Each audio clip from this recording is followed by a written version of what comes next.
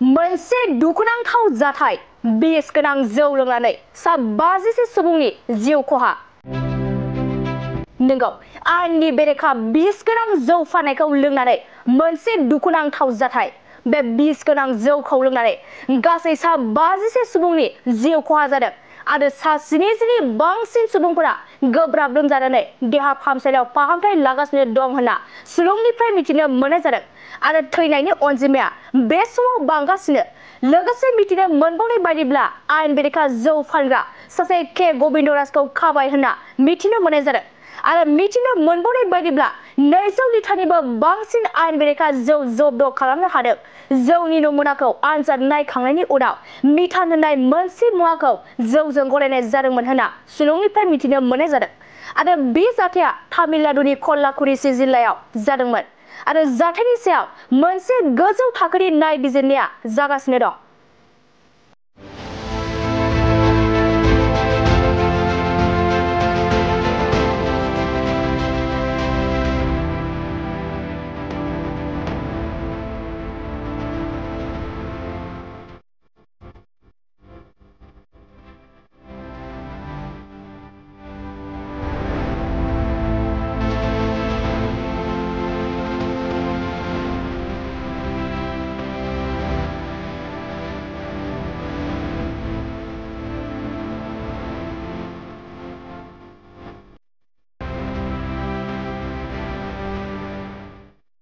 गोजोनथाव खौरां!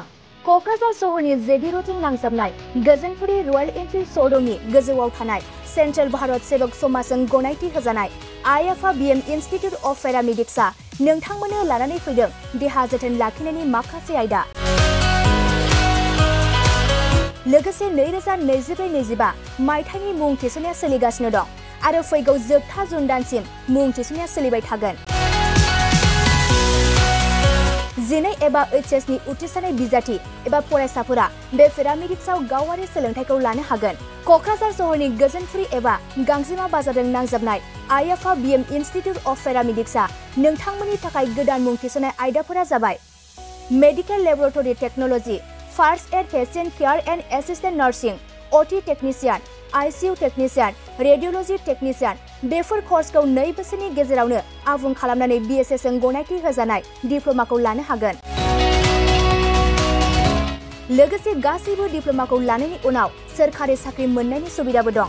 जुदि नोंथांमोना बेफोर कर्सनि थाखाय गोदानै मुं थिसननो गोसो दंब्ला आइ-आफा बिएम इनस्टिट्युट अफ पेरामेडिक्सनि 9395899391 एबा 9821663110 मबाइल नम्बराव थोंजों सुलाद लाहरनो हागोन।